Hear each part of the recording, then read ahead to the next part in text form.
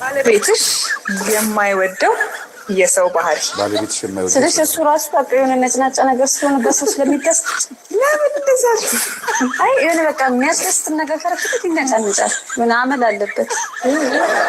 የወደው ነው ይሄ ይጠላው ነው ይሄ የሚወደውም የሚጠላው ያለ ይመስለኛል። በነገራችን ላይ ይሄ እንተዋወቃለን ወይ ነው አይደለ? ማነው ስሟ ሰላሜ የምታዋራት ሉላ ካሜራ ፊት እንደሆነች እሷም ካሜራ ፊት እንደሆነች ረስተዋለች። ሴትዮዋ ባለትዳር ነች፣ ባል አላት። ከባሏ ጋር የመጣችው ተመዝግበው ነው የመጡት። እዚህ ቦታ ላይ ተጋብዘው ነው። እንዴት ነው የባሏን ገበና ደካማ ጎኑን መታ እዚህ ጋር ቦታ እንደዚህ የምትናገረው? እንዴ በጣም ከባድ እኮ ነው። ቤተሰቦች አይደለ እንዴ? አሁን ከዚህ በኋላ ሰላም አላቸው ቤታቸው ውስጥ? ኧረ ተው፣ የት እንደምትሄዱ ወቁ ብዬ የምናገረው ለዚህ ነው። የተናገረችውን ግን ሰምታችኋል? ተገቢ ነው የተናገረችው ነገር? እስቲ ስማት። አይ የሆነ በቃ የሚያስደስት ነገር ከረፍት ይነጫንጫል። ምን አመል አለበት? የወደው ነው ይሄ ይጠላው ነው ይሄ የሚወደውም የሚጠላው ያለ ይመስለኛል። ከሁሉም ጋር ተቀላቅሎ ስለሚኖር ከውሸታሙ ጋር ውሸታም ለሰውም አብሮነት ነው። እንደዚህ ግልጽ ናት። ይቅርታ አድርጉልኝ። እንዲህ አይነት ግልጽነት ትዳር ይበትናል፣ ሰው ያርቃል። እንዲህ አይነት ግልጽነት ጎረቤት እውነት ከጎረቤት ጋር ያጣላል፣ ከቤተሰብ ጋር ከዘመድ ጋር ያጣላል፣ ብቸኛ ነው የሚያደርገው። በነገራችን ላይ ግልጽነት በራሱ እንደሚጎዳ ታውቃላችሁ። ግልጽነት ይጎዳል። የፈለገ ባልሽን ብትወጁ የፈለገ ሚስትን ብትወዳትም ሁሉ ነገር ለሚስት አይነገርም፣ ሁሉ ነገር ለባል አይነገርም። የምትደብቀውን ነገር ቀይ መስመር ማዘጋጀት አለብህ። ሚስትህም ወደ አንተ የምትመጣበት አንተም ወደ ሚስት የምትሄድበት የራስህ የሆነ የተፈጥሮ ቀይ መስመር ሊኖር ይገባል። የትዳር ቀይ መስመር አለ። እናትህ ወደ ቤትህ ወደ ትዳር ስትመጣ አንተም ወደ እናትህ ቤት ስትሄድ እንደገና ደግሞ የሚስትህ ቤተሰቦች ወደ አንተ ሁሉ ነገር ቀይ መስመር ሊኖር ገደብ ሊኖረው ይገባል። እንተዋወቃለን እሱ እኮ እንደዚህ ነው ተውት በቃ ጸባዩ ነው ተብሎ እንደዚህ ኖ እንዴ አሁን እኮ ሉላና ልጅቷ ቁጭ ብለው ለብቻቸው የሚያወሩ ነው የሚመስሉት እንጂ ካሜራ ፊት አትመስልም እኮ። እኔ አሁን ይሄን ነገር ንግግሯ 100% አልደግፈውም። ሙሉ በሙሉ እኮ ነው። እንዴት ነው ባሏን በዚህ ልክ የምትናገረው? እንዴት ነው ሚስት አሁን ወንድስ ቢሆን በዚህ ቦታ ላይ ሚስቱን በዚህ ልክ እውነት እሱ ሚስቱን በዚህ ልክ ይናገራል? ኧረ እሷ እንደዚህ ናት ምናምን ይላል እንዴ? ራሷ ሉላ ገርሟታል። እንዴት እንደዚህ ያልሽ ግን አለቻት። ስሙ ከውሸታሙ ጋር ምን አመል አለበት? የሰው ባህሪ ስለዚህ እሱ ራሱ በቃ የሆነ ነጭናጫ ነገር ስለሆነ በሰው ስለሚደስ ቆይ ግን በዋና ሚስት ማለት ነው እናንተ? አሁን ለምሳሌ እኔና ባለቤቴ ኢንተርቪው ተጠራን እንበል። ሁለታችን ቁጭ ብለን ሚስተር ኤንድ ሚስ ሆነን ማለት ነው። እንደ አይታችሁ ሳላክ ፊልሙ እንደ አንጀሊና ጆሊ ፊልም ሚስተር ኤንድ ሚስ ቁጭ ብለን እየተጠየቅን ነው። እሱ በቃ ነጭናጫ ስለሆነ እንደዚህ ስለሆነ ብትል ማለት ነው ዋት ነው ታረም እንደ እውነት የእውነት አረ በመሰረቱ ቦታው እንተዋወቃለን ወይ ነው። ግን መጀመሪያ እነሱ ይተዋወቃሉ ወይ ነው። በቤት ውስጥ ስትወጣ ሚስቱ ምን ልትል እንደምትችል ነው። ቫይራል ለመውጣት ነው። በአሁኑ ሰዓት እኮ እንደ ፌመስ ለመሆን የማይደረግ ነገር የለም እልሃለሁ። እንግዲህ ቻለው ብለው ይሆናል በይ እባክሽ ችግር የለውም ብሏት ይሆናል። አይታወቅም። እንደ አባቶቻችን አይነት እንደ የዛሬ 20 ዓመት የዛሬ 30 ዓመት አይነት እንደነበሩት አባወራዎች አይነት ነገር ካልሆነ ዝም ብሎ በቃ ፌመስነቱን ይፈልገዋል። በዛውም ታወኩኝ ይላል። አስተውላችሁ ከሆነ የዛሬ ፖሊስና ህብረተሰብ ላይ አስታውሳለሁ ተማሪ እያለሁ በጣም ቆይቷል 20 ዓመት ምናምን ይሆነዋል። እና ለምንድን ነው ሚስቱን የገደልካት ሲባል እኔ እኮ የምትሞት አልመሰለኝም መጥረቢያዋን አንስቼ እንደዚህ አረገው ሞተች አለ ቪዲዮ እስካሁን ድረስ አለ ዩቲዩብ ላይ ከዜና ላይ አውርደውት ራሱ ለቀውታል። ታስሯል እስካሁን ድረስ። እና ዝነኛ ለመሆን ፌመስ ለመሆን እንደዚህ መሆን ይቻላል። በቃ ይሄ ሰውዬ ዝነኛ ሆናል፣ ግን ሚስቱን ገሎ ነው። እዚህ ጋር ደግሞ እንዴት ነው ግን ምን ይላት ይሆን? ምን ሲገምቱ ቤታቸው ውስጥ ከዚህ በኋላ ማታ ሲገቡ ምን ይባባሉ ይሆን? አይ ምናልባት ኢቢኤስ ላይ ልክ እንደተለቀቀ ነው የሚያዩት። እኔ እንደዚህ ብያለሁ ካለችው ነው እንጂ ልክ ኢቢኤስ ላይ ሲለቀቅ አንቺ እንደዚህ ብለሻል እንደምናምን የሚላት ብዬ አስባለሁ። ለምን ይሄን መናገሯን አይሰማም እሱ። የለማም በዚህ ሰዓት ወደ ውጭ ወጣ ብሏል። እሱ ደግሞ በተራው ሲመጣም እንደተናገረ ብንሰማ ደስ ይለኝ ነበረ። ግን እንደዚህ አይባልም። አንደኛ ነጭናጫ ነው አለች፣ አይሰማም፣ ባህሪውም አይጨበጥም አለች። ከዛ ደግሞ እንደገና ከውሸታም ጋር ውሸታም ነው። ሰምታችኋል? ስሙ አይ የሆነ በቃ የሚያስደስት ነገር ከረፍት ይነጫነጫል ምናምን አለበት። ብሶታ ልትናገር የመጣች አትመስልም። የእውነት አስባበት አቀዳበት ከዚህ በኋላ ከተለያየን ምን ልያይ ልትል የመጣች ነው ይመስለው። እኔ አሁን እንደዚህ ብዬ ብቻ ምተው ይመስላችኋል? ከትምህርታችን አንጻር ከመንፈሳዊ አንጻር አሁን ላመጣላችሁ ነው። እንግዲህ እንደዚያ ነገር ልዘገዝክላችሁ ነው። በደንብ ተዘጋጁ። የሚወደውም የሚጠላው ያለ ይመስለኛል። ከሁሉም ጋር ተቀላቅሎ ስለሚኖር ከውሸታሙ ጋርም ውሸታም ነሳውም አብሮ እውነት ነው። እንደዚህ መናገር አይችልም ነው ተገቢ ነው። እሺ አሁን እንምጣ ወደ መንፈሱ ባህሪ። አይነ ጥላ ብዬ የለቀኩት የዛሬ 8 ዓመት የለቀኩላችሁ ሊያውም መጽሐፌ ላይ ያለውን ትምህርት መሯት ነው። ልክ ናቸው። የዛሬ 8 ዓመት የለቀኩላችሁ ትምህርት ላይ አለ አይነ ጥላ ምንድነው የሚለው ላይ እንዲህ አይነት ባህሪ ያላቸው ሴቶችና ወንዶች ትዳራቸው ምን ይመስላል የሚለውን አቅርቤያለሁ። ግልጽነት በራሱ እንዴት እንደሚጎዳ በገጠሜ ላይ አቅርቤያለሁ። በጣም ግልጽ ሆና ትዳሯን ያጣች ሴት በጣም ብዙ ችግር ውስጥ እኔም ራሴ እስከማስታረቅ ደርሼ ተፋተውብኝ አስታርቄ 3 ጊዜ ለማስታረቅ ሄጄ መጨረሻ ላይ ቤተሰብ ጣልቃ ገብቶብኝ አለይቶብኝ ነበር። ኧረ ምን ነው እኛም ፈልግ ምናምን ብለው ከዛ አሁን ራሷ ነች ተመልሳ ወደ ቤት የገባችው። በቃ ይቅርታ አድርግልኝ ብላ ይሄን ባህሪን አስተካክላለሁ ብላ ማለት ነው።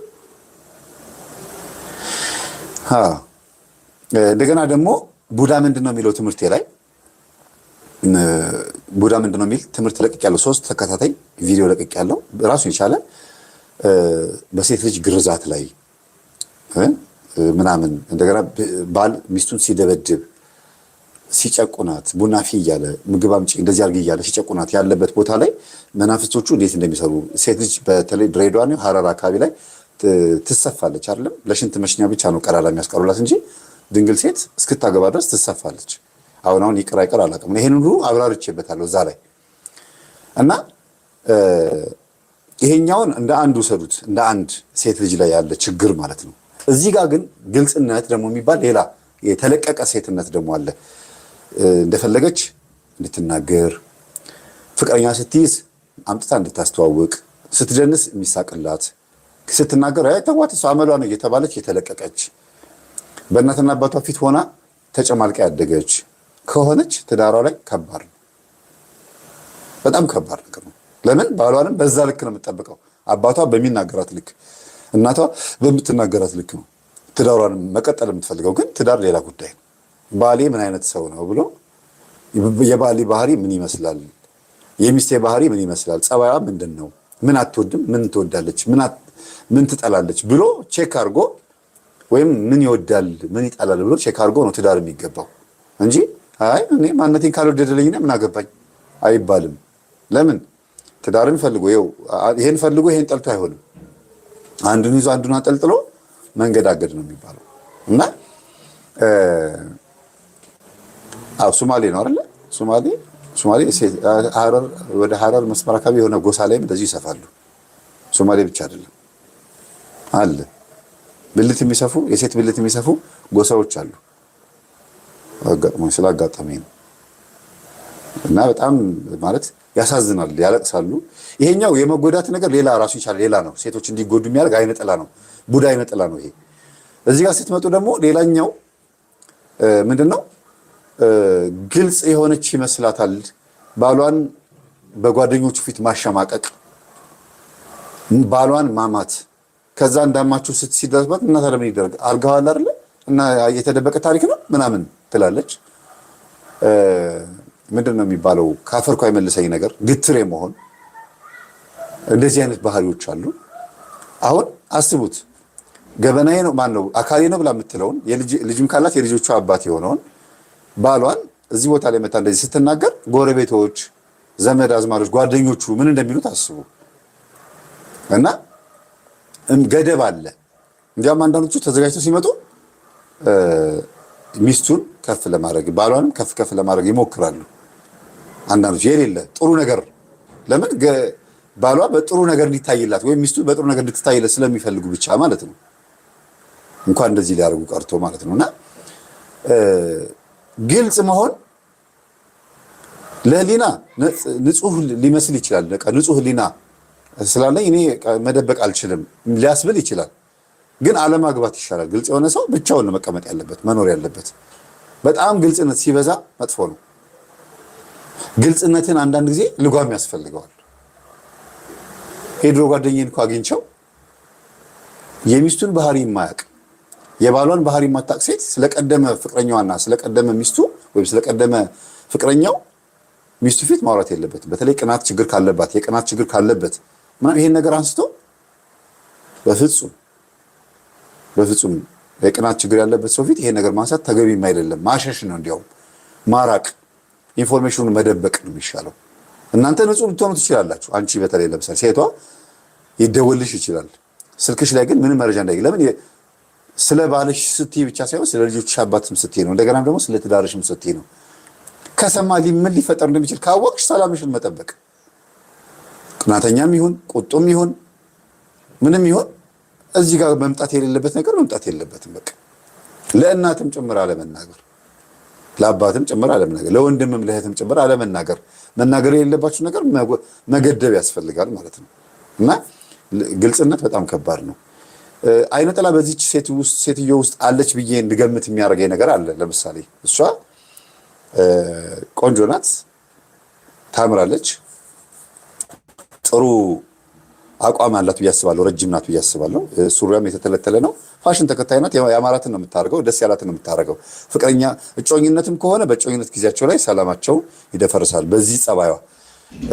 ትዳር ላይም ከሆኑ ትዳር ላይ ሆነ እንደዚያ ልብስ እንድትለብስ ይፈቅድላታል ብዬ አላስብም። ምናልባት ባሏን ከሆነ ይገርማል። በጣም ነፃ የሆነ ባል ነው ያላት። ግን በጣም ከባድ ነው እንዲህ አይነት መንፈስ፣ በጣም ከባድ ነው። ይሄ ልጓም የሌለው የመጣልን ቃላት መናገር፣ ገና ለገና ግልጽ ነኝ እኔ እንደዚህ ነው መናገር የምፈልገው፣ ጉዳዩ ጨዋታ ነው ተረባ ነው ተብሎ ከተናገሩ በኋላ የማትመልሱት ነው። የአፍ ወለምታ ያው አፍ ሲያመልጥ ራስ ሲመለጥ አይታወቅም የሚባለው እዚህ ነው። የአፍ ወለምታ በቅቤ አይታሽም። ሚዲያ ላይ የወጣ ነገር አትመልሱትም። የአፍ ወለምታ በቅቤ አይታሽም። ታውቃላችሁ አይደል? ያው እዚህ እኛ እየተጫወትንበት እየተነጋገርንበት እያወራንበት ያለንበት ጉዳይ ሌላ ታሪክ ይመዛል ራሱ። እና እርግጠኛ ነኝ በዚህ ጸባይዋ በዚህ ባህሪዋ የሆነ እክል ይገጥማታል፣ የሆነ እንከን ይገጥማታል። ምንም ነገር ባይገጥማትም እንኳን በዚህ ግልጽነቷ ውስጥ ሊያጠቃ የሚፈልግ መንፈስ ነው ይሄን ነገር እንድትናገር የሚያደርጋት። ይሞክራል ማለት ነው ሊያፋታ፣ ትዳሩ እንዲበተን እየሞከረ ነው ማለት ነው። አይ ያልተሳካልኝም ባልየው ጅል ነው ማለት ነው።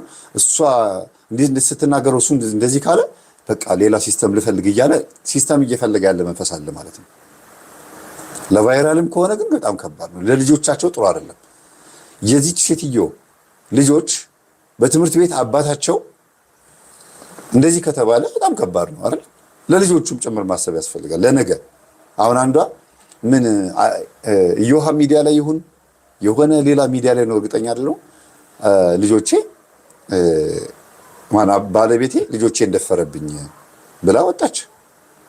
እያለቀሰች ነው የምትወጣው። ፊት ለፊት ነው የምትታየው። ቪዲዮ አሁን አውርዶታል መሰለኝ። እኔ የሆነ ቪዲዮ ነው ጊዜ ሰርቼበታለሁ አይደል? እና በጣም ከባድ ነው። አንዳንዴ ሚዲያ ላይ ከወጣ በኋላ ማትመልሱት ይሆናል፣ ህዝቡ ይቀባበለዋል። እና አንድ ልጅ ምን አለኝ፣ አሁን ሸምግለዋል መሰለኝ ታደለ ፊጣ የሚባሉ ዘማሪ ታስተሰው ከነ ኪነ ጥበብ ከሚባሉት አባታችን ዘማሪ አባት ጋር ማዕረጋቸውን ስላላውኩት ይቅርታ፣ ከነሱ ጋር በእድሜም ባች የሆኑ ናቸውና ታደለ ፊጣ የሚባል ዘማሪ ብትገቡ በፊት የዛሬ 20 ዓመትና 30 ዓመት በኦርጋን ነበር የተዘመረው። ኦርቶዶክስ ዝማሬ ነው፣ ኦርጋን ኪቦርድ ማለት ነው። ኪነ ጥበብን ዘምሯል በኦርጋን። ተዋህዶ የሚለው መዝሙር ማለት ነው። ተዋህዶማ የይልማ ነው፣ የዘማሪ ይልማ ኃይሉ በኦርጋን የዘመረው ተዋህዶ የሚለውን። ኪነ ጥበብ ደግሞ ኑ እንቅረብ የሚለውን፣ ኑ እንቅረብ መጠራት ሳይመጣ በኦርጋን የተዘመረው። ታደለ ፊጣ ግን ሙሉ መዝሙሩ 10ሩ መዝሙሩ በኦርጋን ነው። በኋላ ታድሶ ነው ምናምን ሰንበት ትምህርት ቤትን ለመበከል ነው ይሄ ነገር የተደረገው ምናምን ተብሎ ብዙ ችግር ተፈጠረ። ከዛ መዝሙሩ እንዳይዘመር ግን የሚገርማችሁ በየቤተ ክርስቲያኑ አውደ ምሕረት ላይ ማታ ማታ ሰርክ ጉባኤ መምህራን ሰባኪያን እስኪመጡ በጸሎት እስኪከፈት ምናምን መዝሙሩ የሚከፈተው በማይክሮፎን የእነዚህ ሰዎች መዝሙር ነበረ። ሊያውም በኦርጋን የተዘመረው መዝሙር የቤተ ክርስቲያን ወንበር ደርዳሪዎች፣ ማይክሮፎን ከፋቾች፣ መድረክ መሪዎች ይህን መዝሙር ነበር የሚከፍቱት እስከ ቅርብ ጊዜ ድረስ አስታውሳለሁ። እና ምን ለማለት ያመጣሁት መሰላችሁ? ይሄንን አንድ ልጅ መጥቶ እንደዚህ ስትል ሰማሁ አለኝ። አዎ አልኩት። እኛ አሁን ዘመቻ ጀምረናል አለኝ። የምን ዘመቻ? በኦርጋን እየተዘመሩ ያሉትን መዝሙሮች ከየሚዲያው ለማውረድ ዩቲዩበሮች ጋር እየደወልን ቴክስት እየተጻጻፍን መዝሙሩን ለማጥፋት ኦርቶዶክስ እንደ አይነት መዝሙር እንደሌላት ምናምን አለ። አንዴ ሚዲያ ላይ የወጣን ነገርማ መመለስ አትችሉም። እሺ እኔ ምን ላግዝ አልኩት። አንተም ስለዚህ ነገር ስታወራ ስለሰማሁኝ ይሄን ቪዲዮ ልታነሳልኝ ፈልጌ ነው ማለት አልኩት። አይ እንደዚህ በቃ ይሄንን ታሪካችን ማጥፋት አለብን፣ በኦርጋን እንደዚህ ከተባለ ሰው እየባሰበት ነው የሚመጣው ምናምን አለኝ። ዘመቻ ነው ስለሆነ ዘመቻ ነው፣ እንደዚህ እየተደረገ ነው፣ እንደዚህ እየተደረገ ስለሆነ እኛ ይሄን ማጥፋት አለብን አለኝ። አንዴ ሚዲያ ላይ የወጣ ነገር የእውነት ነው የምልህ ሁሉም ካጠፋን ያጠፋልሃል አልኩት። ግን አንዴ የወጣ ነገር አትመልሰውም አልኩት። የሚገርማችሁ ዋናዎቹ ዘማሪያን ሰባኪያን የሚባሉት አላጠፋም ማለት አንዴ ሚዲያ ላይ የወጣ ነገር አትመልሱትም። እህታችን የተናገረችው ነገር ትክክል አይደለም። እንዲህ አይነት ባህሪ ያላችሁ ሴቶች እባካችሁን አይነ ጥላ የምትባለው መንፈስ በሴቶች ላይ ሆና ባልን በሶስት መንገድ ታጠቃለች። ጠቅለል ሳረገው ብዙ ነው መዝርዝሩ። የዛሬ 8 ዓመት የለቀኩት አይነ ጥላ ምንድነው የሚለው ትምህርቴ ላይና ቡዳ ምንድነው የሚለው ትምህርቴ ላይ በደንብ ገብታችሁ እዩት። መፍትሄ ብዬ የሚያቀርብኩት አለ 6 ተከታታይ ትምህርት ገብታችሁ እዩትና ሶስት አይነት ጥፋት ታጠፋለች በሴት ላይ ሆና አይነ ጥላ ወይም ደግሞ ወንድ ዛር አይነ ጥላ። ወንዱ ዛር አይነ ጥላ ሴት ላይ ሆኖ ባሏን ማለት ነው። አንደኛ አልጋ ላይ ወይም የፍቅር ጨዋታቸው ላይ ምናምን ዝግትግት በማድረግ እምብየው አልፈልግም በማለት ያመኛል፣ ሩካቤ ከፈጸመን በኋላ ቃጠላለሁ፣ እታመማለሁ በማለት በምናምን ብቻ በዚህ ውስጥ ስቃይ በመፍጠር አንድ ታበላሻለች። በዚህ በሩካቤ ብቻ ነው። ሁለተኛ ደግሞ ጸባይ፣ ባህሪ ድብልቅልቅ በማድረግ ነጭናጫ፣ ቁጡ በማድረግ ፔሬድ ሰዓት ሲመጣ ነው የሚነጫነጩት ይባላል። ይሁን ሲባል ፔሬዱ ካለፈም በኋላ ባህሪው ይቀጥላል። እና ይሄንን ባህሪ በማደበላለቅ ዝብርቅርቅ በማድረግ የማይጨበጥ ውሃ የነካው ሳሙና ታውቃላችሁ? በዚህ ስትሉ በዚህ ሙልጭ የሚል ከዛ ሲወድቅ አፈር ላይ አፈር ይቅማል።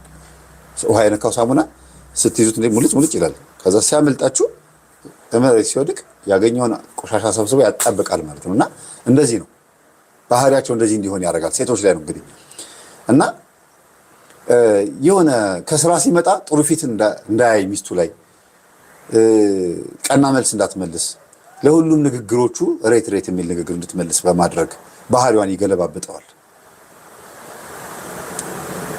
ገባችኋል? ሌላው በልጆች ላይ ምግብ ላይ ምናምን ባልየው የሚፈልገው ኒድድ የሆነ ነገር ላይ ቤት ውስጥ ብቻ ዘመድ ላይ ቤተሰቦቹ ላይ የባሏ ቤተሰብ ላይ እንደዚህ ነገር ላይ የሆነ ደስ የማይል ነገር ይፈጠራል። ዘመዶች ጋር ከባሏ ቤተሰቦች ጋር እንዳትግባባ በማድረግ ባህሪ በመንሳት ጸባይ በማበላሸት እንዲህ ነገሮች በማድረግና ሌላው ሶስተኛው ደግሞ ገንዘብ ላይ ባሏ እንዳይደሰት በትዳሩ ደስተኛ እንዳይሆን ገንዘብ ላይ አዋካኝ እንድትሆን ብኩን እንድትሆን በማድረግ የሚያመጣውን ገንዘብ በጉልበቱ መቀለድ ማለት ነው። በባሏ ጉልበት መቀለድ። እሷም ሰርታ የምትመጣ ከሆነ ገንዘቧ በማይረባ ነገር እንዲወጣ፣ ለምሳሌ ልጆች ይታመማሉ፣ አላስፈላጊ ወጪ ይወጣል፣ እቃ ይሰበራል፣ አመፀኛ ልጅ ይኖርና ቴሌቪዥኑ ይሰበራል፣ ሶፋ ይበላሻል፣ የሆነ ነገር ይበላሻል። ብቻ ቶሎ ገንዘብ የምታወጡበት ነገር አይጠፋም። በዚህ የተነሳ ምን ይሆናል ማለት ነው? ልጆች ማነው ገንዘብ እየባከነ በዚህ በሶስቱ ነገር ጀነራሊ ነው። ታዲያ ጠቅላላ ሳደርገው ሚስት ባሏን ወይም ትዳሯን ትጎዳለች ማለት ነው። ወንድ አይነ ጥላ ካለባት